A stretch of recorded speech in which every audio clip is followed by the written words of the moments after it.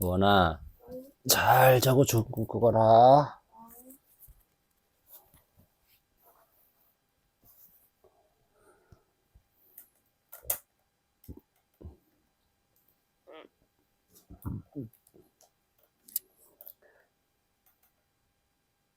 자린고비와 달랑 꼽재기.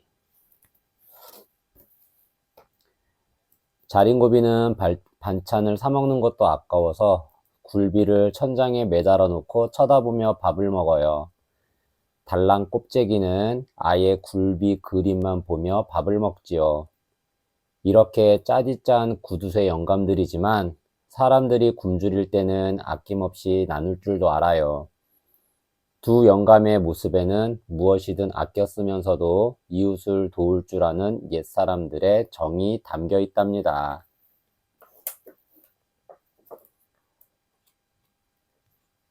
옛날에 자린고비와 달랑 꼽재기 영감이 살았어.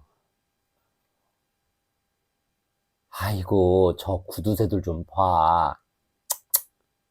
저렇게 아껴서 무얼한데? 사람들은 두 영감을 볼 때마다 수군거렸어. 그도 그럴 것이 자린고비는 옷이 다를까봐 옷자락을 돌돌 말아 쥐고 다녔거든. 달랑 꼽재기는 집신이 다를세라 맨발로 다녔고 말이야. 자린고비네 밥상엔 늘 꽁보리밥에 간장뿐이었어. 식구들은 맛있는 반찬 좀 먹고 싶다고 야단이었지. 그러자 자린고비가 굴비를 사다가 천장에 대롱대롱 매달았어. 자, 맛있는 굴비를 보면 밥이 꿀떡 넘어갈 게다. 자꾸 보면 너무 짜니까 밥 한 술에 한 번씩만 보려무나. 식구들은 기가 막혀 울상을 지었어. 그러거나 말거나 자린고비는 밥 한 그릇을 뚝딱 비웠어. 자린고비가 굴비를 사갔다는 소리를 듣고 달랑 꼽재기의 아내가 잔소리를 늘어놓았어. 여보, 우리도 굴비 반찬 좀 해먹읍시다. 그러자 달랑 꼽재기가 굴비를 그려 벽에 척 붙였지. 어때? 굴비를 보니 밥맛이 절로 나지? 달랑 꼽재기도 밥 한 그릇을 싹싹 비웠어. 하루는 자린고비 아들이 울면서 말했어. 아버지, 고깃국 한 번만 먹어보면 소원이 없겠어요. 그래? 우리 아들 소원이라면 들어줘야지. 자린고비는 웬일로 한달음에 푸죽간으로 달려갔단다. 이 고기는 질기고 저건 상한 것 같은데. 에이, 마음에 드는 고기가 없구먼. 한참 고기를 주물럭거리던 자린고비는 빈손으로 돌아왔어. 그러더니 고기 만진 손을 솥에 넣고 뽀득뽀득 씻는 거야. 얘야, 오늘은 고깃국을 실컷 먹으려무나. 아이고, 손 씻은 물로 국을 끓일 모양이네. 뭐라고? 자린고비가 고깃국을 끓여 먹었다고? 달랑껍데기도 냉큼 푸죽간으로 달려갔지. 소고기를 조물락조물락, 돼지고기를 주물럭주물럭. 이보시오! 안 살 거면 얼른 가시오! 푸죽간 주인은 화가 나서 버럭 소리를 질렀어. 달랑껍데기는 휘파람을 불며 집으로 돌아와 커다란 물독에 손을 씻었어. 헤헤, 한 달 내내 고깃국을 먹어도 남겠구나. 그러던 어느 날 두 영감이 딱 마주쳤네. 두 영감은 날이 더운데도 부채를 꼭 쥐고만 있었어. 부채를 붙이면 다를까봐 그런 거지. 땀을 뻘뻘 흘리던 자린고비가 마침내 부채를 펼쳤어. 그런데 부채살을 딱 한마디만 펼쳐 살랑살랑 붙이는 거야.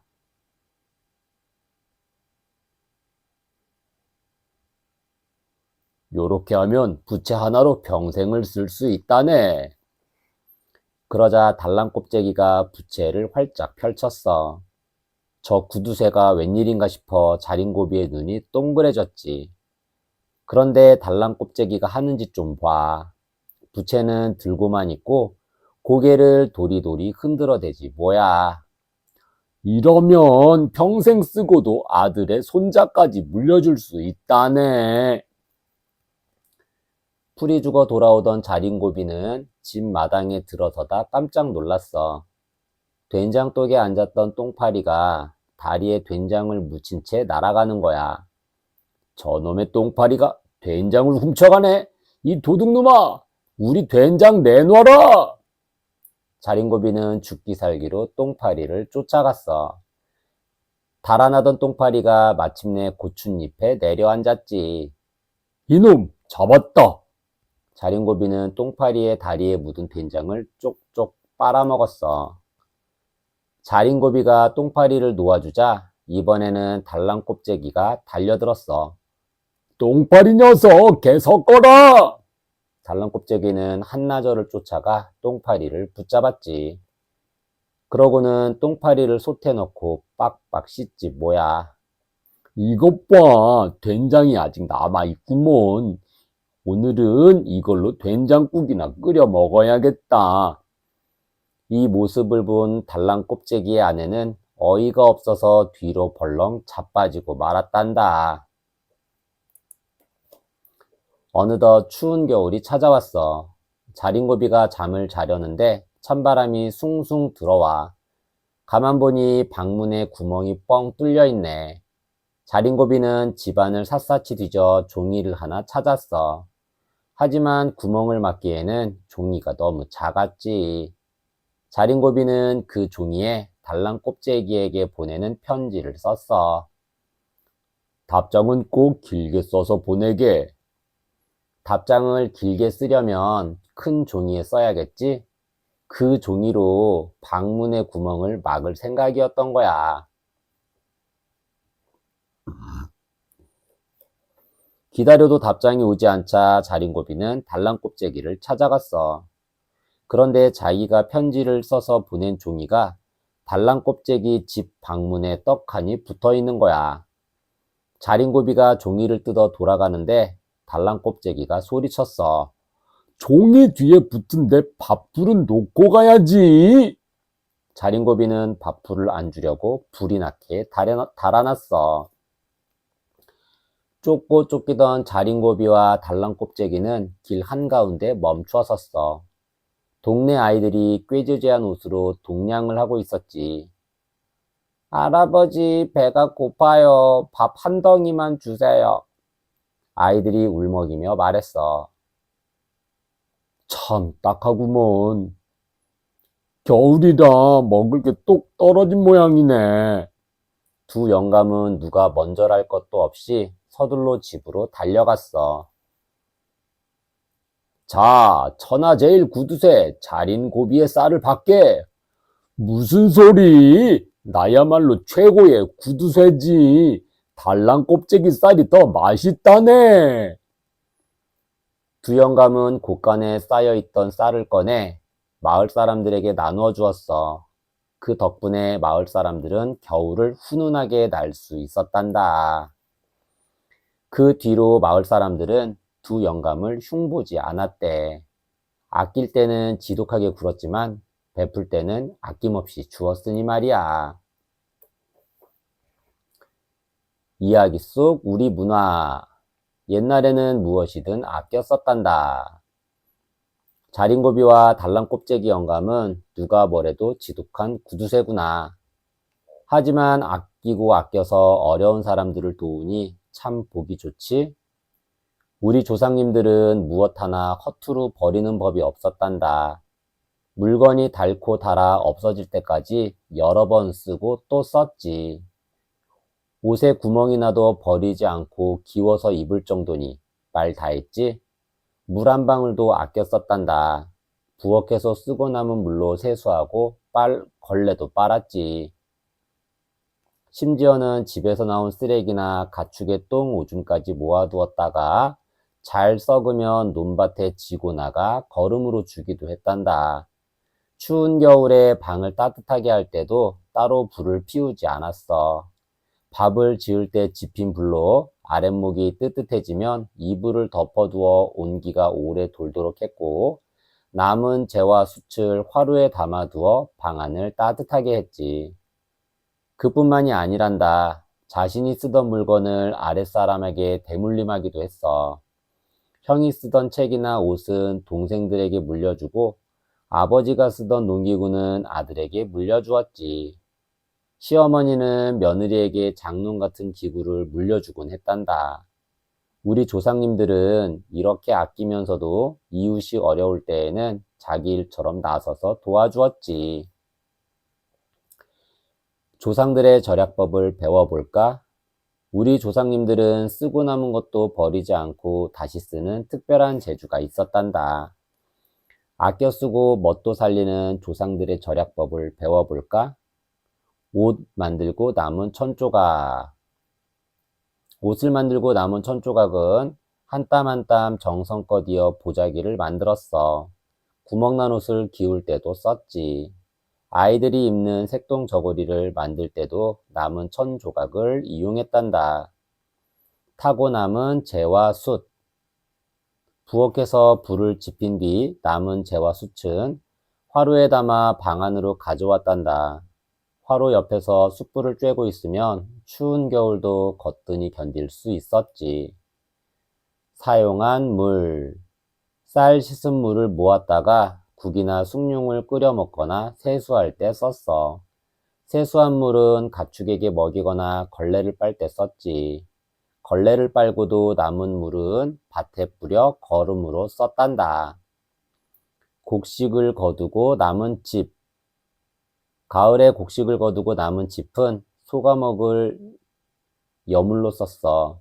그러고도 남으면 짚을 엮어서 집신이나 가마니, 멍석 등 생활에 필요한 도구를 만들어 썼지. 초가집의 지붕도 짚을 이어 만들었단다.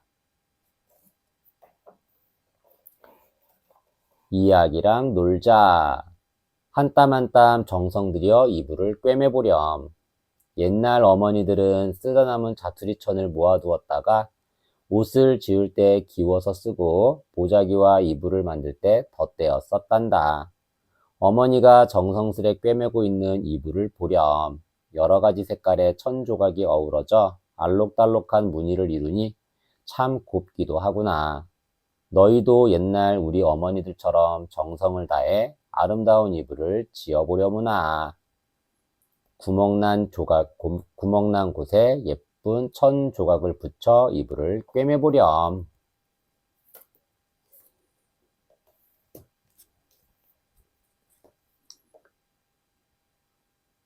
방귀쟁이 며느리. 곱고 얌전한 새색시가 엄청난 방귀쟁이라면 어떨까요? 요란한 방귀를 뀌는 모습이 보는 사람은 재미나지만 방귀 때문에 쫓겨나는 며느리는 참 창피하고 슬플 거예요. 다행히 며느리의 방귀가 얼마나 쓸모 있는지 알게 되고 며느리는 다시 집으로 돌아올 수 있게 되었지요. 단점도 큰 장점이 될 수 있다는 깨달음을 유쾌하게 풀어낸 이야기예요.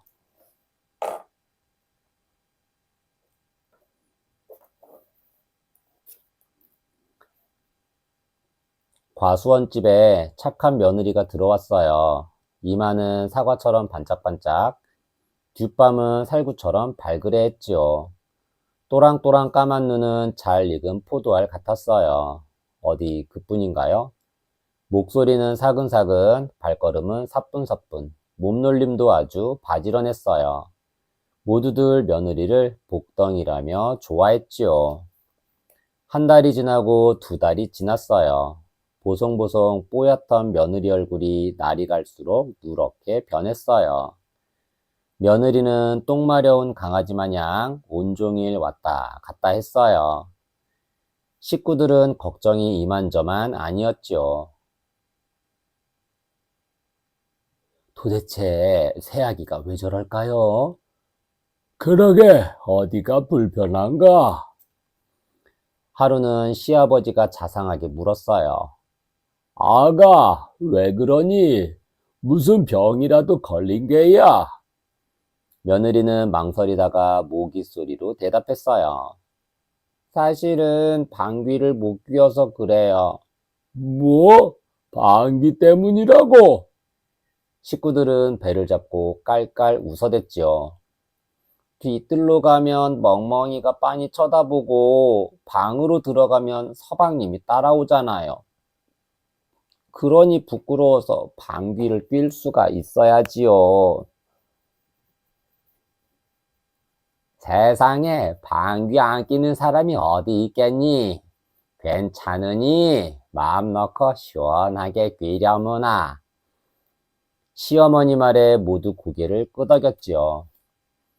볼이 빨개진 며느리가 엉덩이를 살짝 들어 올리자 피식 피식 피용 스리슬쩍 방귀 소리가 났어요. 시아버지가 껄껄 웃으며 말했지요. 아이고, 우리 며느리는 방귀 소리도 참 얌전하다. 그러지 말고 마음껏 끼라니까. 눈치를 보던 며느리는 엉덩이를 하늘로 번쩍 치켜들었어요. 뿍뿍 뿌르르르 뿡뿡 뿌르르르. 요란한 방귀 소리에 다들 깜짝 놀랐지요. 그런데 한번 시작한 방귀는 그치질 않네요. 부두두두둑 퓨. 시아버지는 붕 천장으로 솟아올랐어요. 뿌르르르르 빠방. 시어머니는 우당탕 지방을 뚫고 나갔죠. 뿌부부부 부붕. 남편은 대굴대굴 마당에 나가 떨어졌어요.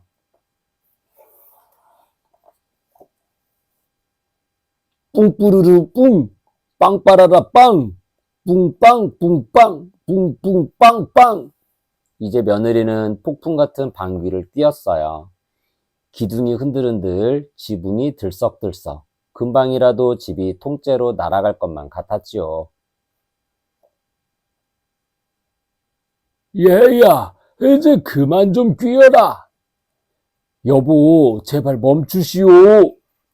식구들이 소리를 질렀지만 방귀 소리 때문에 들리지 않나 봐요. 드디어 며느리가 방귀를 멈췄어요. 집은 엉망이 되고 식구들은 죽다 살아났지요. 어허, 이거 안 되겠다. 네가 방귀를 한 번만 더 뀌었다가는 집이 무너지겠다. 시아버지는 고개를 절레절레 흔들었어요. 아이고, 이러다 사람도 잡겠어요. 얼굴이 하얗게 질린 시어머니도 한숨을 쉬었어요. 남편은 말도 못하고 멍하니 서 있었지요. 화가 난 시아버지는 며느리를 내쫓기로 했어요.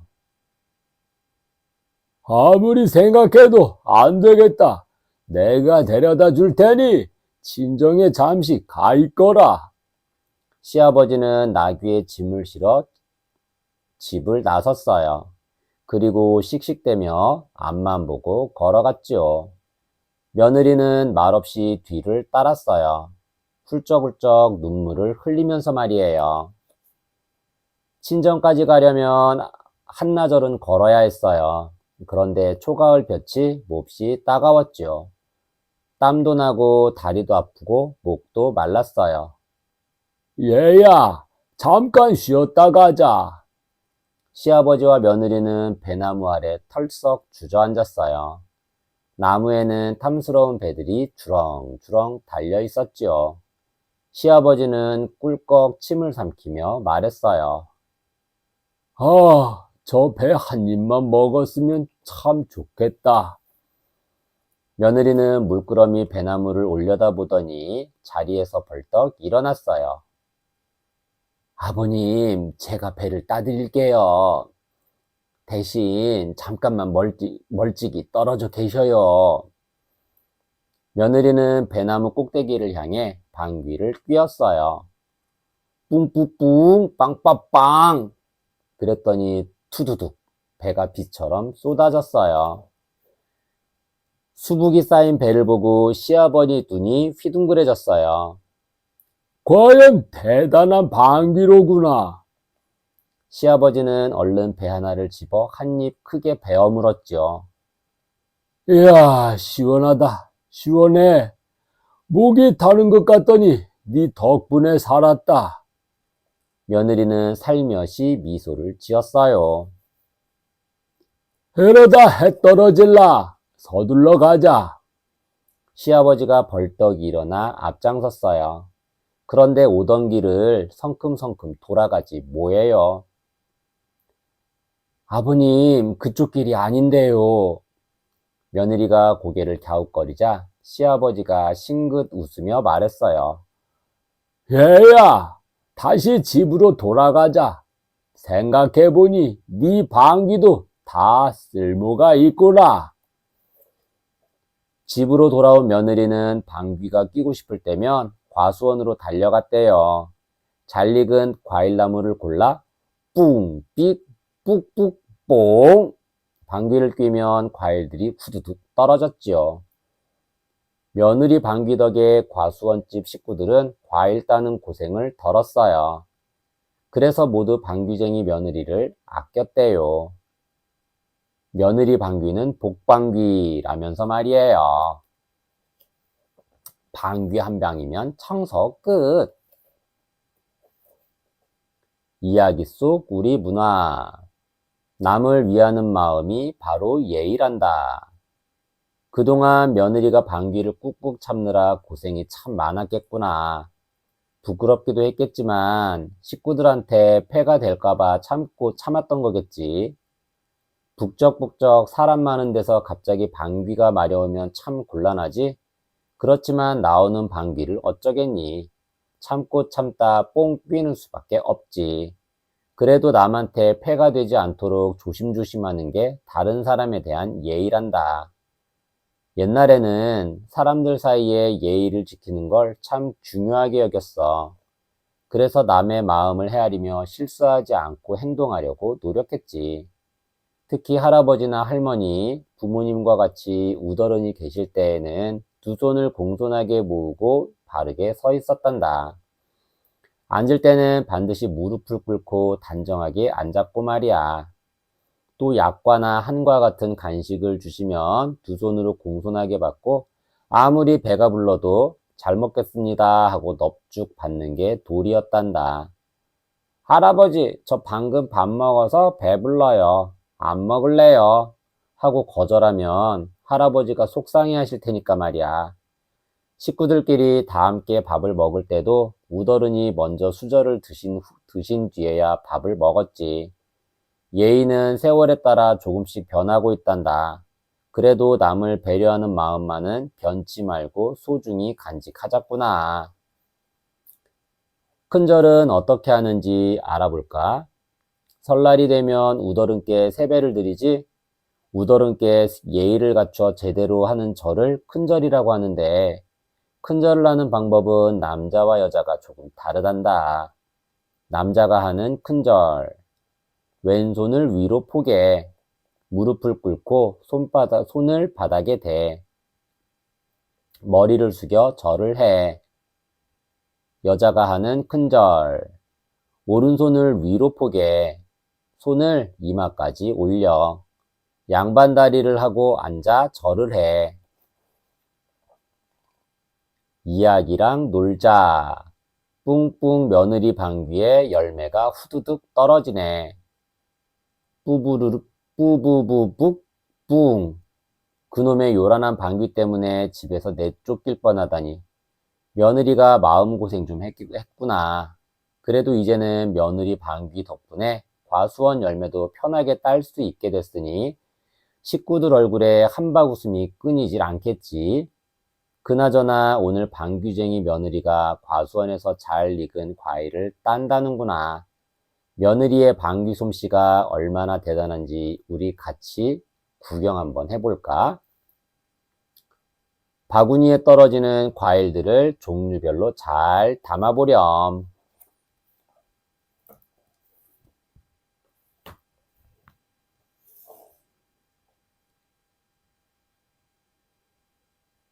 날마다 서푼. 매일 찾아오는 도깨비 친구가 있다면 어떨까요? 외롭게 지내던 아이는 깜빡깜빡 잘 까먹는 도깨비 덕분에 날마다 돈 서푼에 요술냄비, 도깨비 방망이까지 생기지요. 하지만 아이가 기뻤던 건 부자가 되어서가 아니라 매일 만날 수 있는 친구가 생겼기 때문일 거예요. 귀여운 도깨비와 착한 아이의 이야기를 읽으며 친구와 우정에 대해 다시 한번 생각해 보세요.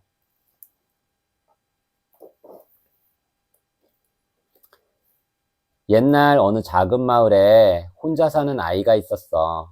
아이는 이 집 저 집을 거들어주며 어렵게 살았지. 하루는 이웃집 심부름을 해주고 돈 서푼을 받아 집으로 가고 있었어. 그런데 처음 보는 아이가 길을 막았어. 얘야, 얘야! 큼지막한 귀가 뾰족한 걸 보니 사람이 아니라 도깨비지 뭐야. 얘야, 얘야! 나 돈 서푼만 빌려줘. 도깨비 말에 아이는 망설였어. 도깨비는 뭐든 깜빡깜빡 잘 까먹는다고 들었거든. 돈 빌려간 걸 까먹고 안 갚으면 어떡해. 하지만 딱히 핑계댈 게 없었어. 여기 있어. 까먹지 말고 꼭 갚아야 해. 그럼 걱정 마. 아이는 도깨비에게 돈 서푼을 빌려주었지. 다음 날 저녁, 아이가 집에 있는데 누가 불러. 얘야, 얘야! 내다보니 어제 그 도깨비야. 빌려간 돈 서푼 가져왔다. 아이는 다행이다 싶었지. 도깨비는 아이에게 돈 서푼을 주고는 휘적휘적 가버렸어. 그런데 그 다음 날도 도깨비가 돈 서푼을 주고 가지 뭐야. 얘야, 빌려간 돈 가져왔다. 어제 저녁에도 갚았잖아. 내가 언제 갚았다고 그러니? 어서 받아. 글쎄 도깨비가 돈 서푼 빌려간 것만 기억하고 갚은 건 까먹은 거야. 날마다 돈이 서푼씩 생기니 아이는 점점 살림살이가 나아졌지. 하루는 도깨비가 찾아왔는데 배가 고픈지 꼬르륵 소리가 나는 거야. 너 메밀묵 먹고 갈래? 아까 쑤어놨는데. 도깨비는 얼른 아이를 따라 부엌으로 들어갔어. 그런데 찌그러진 냄비를 보더니 도깨비가 혀를 끌끌 차. 저 냄비 못 쓰겠다. 우리 집에 냄비 많으니 하나 가져다 줄게. 도깨비는 냠냠쩝쩝 메밀묵을 먹고 돌아갔어. 그 다음날 저녁에도 도깨비가 찾아왔어. 얘야, 여기 돈 서푼 가져왔다. 그러고는 머리에 이고 온 냄비를 내밀었어. 여기 냄비도 가져왔다. 너 쓰렴. 이야, 정말 고맙다. 아이는 배시시 웃으며 냄비를 받았어. 아이는 도깨비가 준 냄비에 밥을 해 먹었어. 그리고 또 끼니 때가 되어 밥을 가려고 냄비를 꺼냈어. 밥이 그대로 있네. 냄비에는 김이 모락모락 나는 밥이 한가득이야. 바닥까지 박박 긁어 먹어도 냄비 뚜껑을 열면 또 밥이 한가득, 또 한가득. 바로 요술 냄비였던 거야. 그런데 도깨비는 돈 갚은 거에다 냄비 가져다 준 것도 홀랑 까먹었나 봐. 이제는 저녁마다 돈 서푼이랑 냄비를 꼬박꼬박 가져다 주네. 아이는 도깨비에게 얻은 냄비를 동네 사람들에게 하나씩 나누어 주었어. 요술 냄비 덕분에 온 동네 사람들이 배 골치 않고 밥 하나는 넉넉하게 먹었단다. 얘야, 빌려간 돈이랑 냄비 가져왔다. 아이가 집 앞 냇가에서 빨래를 하는데 도깨비가 왔어. 그런데 빨래방망이를 보고 도깨비가 대뜸 그래. 무슨 방망이가 그리 작니? 우리 집에 큰 방망이 많으니 하나 가져다 줄게. 그러고는 돈 서푼과 냄비를 주고 갔지. 다음 날 도깨비가 또 찾아왔어. 얘야, 빌려간 돈이랑 냄비 가져왔다. 그리고는 커다란 방망이를 쑥 내밀었어. 여기 방망이도 가져왔다. 너 쓰렴. 와, 정말 고맙다. 잘 쓸게. 아이는 방긋 웃으며 방망이를 받았어. 아이는 도깨비가 가져다 준 방망이로 빨래를 했어. 투닥투닥 방망이로 빨랫감을 두드리다 혼잣말로 중얼거렸지. 헌옷 말고 새 옷 한번 입어보고 싶다. 그랬더니 반드르란 새 옷이 뚝딱 나오지 뭐야. 뭐든 말만 하면 나오는 도깨비 방망이였던 거야. 도깨비는 매일매일 꼬박꼬박 돈 서푼 냄비 하나, 방망이 하나를 가져다 줬어. 1년쯤 지나자 아이는 퍽 잘 먹고 잘 살게 되었지. 얘야. 오늘도 도깨비가 찾아왔나 봐. 아이가 얼른 나가보니 도깨비가 훌쩍훌쩍 울고 있지 뭐야. 도깨비야, 왜 우니? 아이가 묻자 도깨비는 입을 비죽이며 이래. 내가 살림을 해쁘게 했다고 도깨비 나라 임금님한테 벌 받으러 가야 한대. 그래서 이제 너희 집에 못 오게 됐어. 도깨비가 매일매일 가져다 준 돈이랑 냄비랑 방망이 때문이었어. 아이는 무척 미안했지만 이제 와서 어쩔 수 없었지.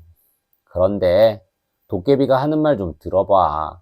얘야, 너한테 빌린 돈 서푼은 내가 벌을 다 받고 와서 갚을게.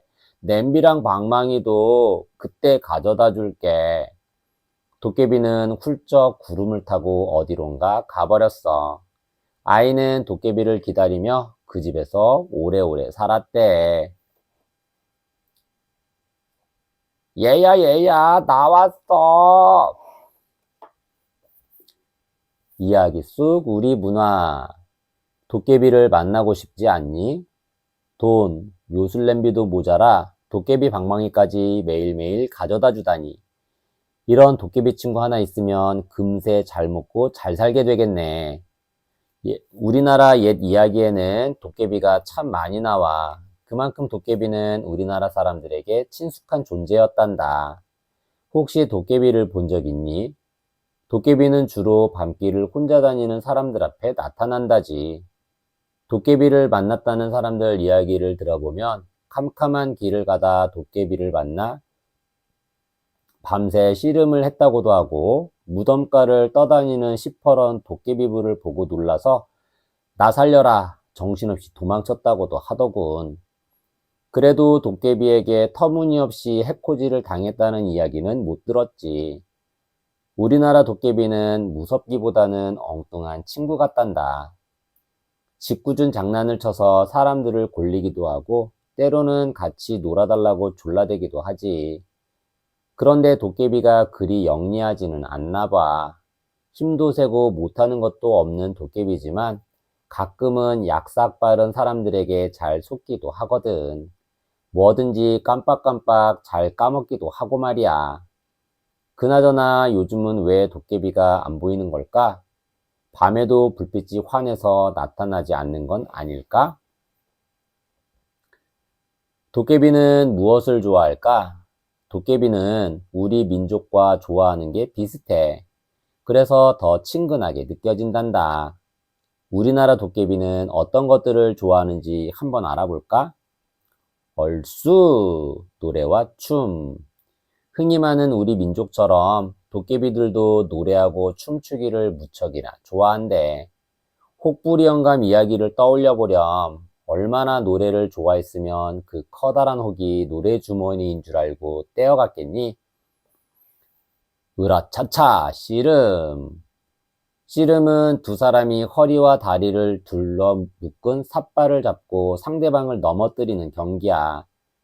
우리 민족이 가장 좋아하는 민속놀이인데 도깨비도 씨름을 무척 좋아한대. 힘자랑을 마음껏 할 수 있으니까 말이야. 너희는 어때? 도깨비와 씨름을 하게 된다면 이길 자신이 있니? 말랑말랑 메밀묵.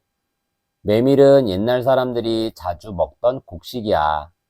사람들은 도깨비도 메밀로 만든 묵을 좋아한다고 생각했어. 그만큼 도깨비를 친구처럼 생각한 것이겠지. 도깨비를 만나면 말랑말랑한 메밀묵을 대접해보렴. 고마운 마음에 요술냄비나 도깨비 방망이를 줄 수도 있으니까 말이야.